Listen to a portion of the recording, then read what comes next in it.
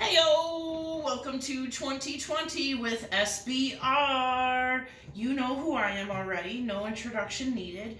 So Carney and I decided for 2020, kind of moving forward, we're gonna go a little bit outside of our zone. I know that we are called Southside Beer Reviews. We've been bringing you reviews of primarily Illinois beer. But over the weekend, Kate and I, we actually got over the border to a brewery that I love, called Windmill Brewing in Dyer, Indiana.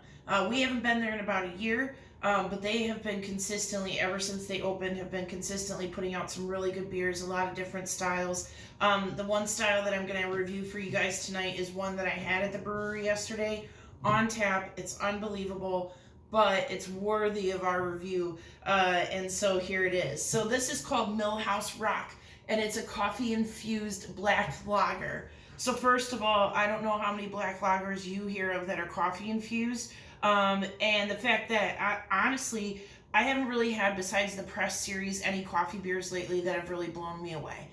So I'm looking forward to having more breweries in 2020 do more coffee beer.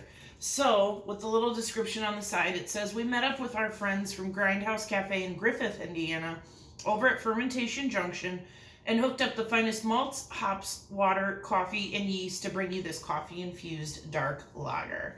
Without further ado, I'm going to let you guys check out this beauty.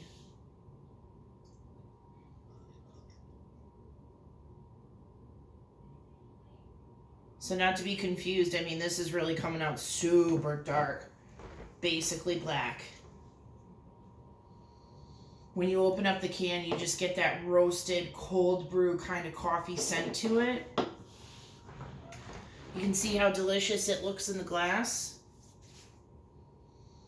When it opens up, so yesterday Kate got it on tap before I ordered it, and I could just smell the coffee just wafting right over to me.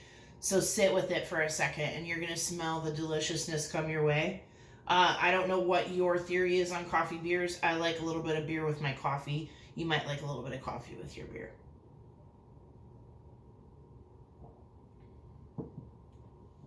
Yeah. So last night I got more of the coffee, and so you figure I had that on draft. So this is in the can, and you really do get a little bit more of that black lager. You actually get that not burnt, but damn near burnt malt taste. Not in a bad way, guys. It's what a black lager is supposed to be. It's supposed to be dark and malty. It's supposed to also be light. This is like lighter and thinner, with that nice coffee bean roasted profile to it. This is really tasty. I'm pretty sure this is low in ABV. I think this is like 4.8. So this is not one that's going to knock you on your ass, and I don't think that it's got enough coffee in it to keep you up all night.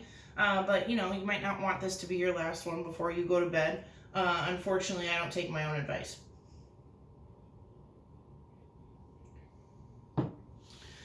Yeah, so it starts out with the cold brew kind of taste to it. It ends with that really dark malt taste to it. It's nice and light. It's nice and smooth. I really dig it. So obviously I'm in Evergreen Park, and for me it's about 35-40 minutes to get to Windmill. It's right off of Route 30, right by the hospital in Dyer. So I highly recommend that you guys make your way out there. As I said earlier, we're going to be doing things a little bit differently in 2020, so don't be surprised if you're starting to see things that aren't necessarily Illinois, but things that we like. And also, we're going to be doing Illinois beer, too. We're definitely not going to be leaving you guys out. So, anyways, with the first review of 2020 under my belt, cheers.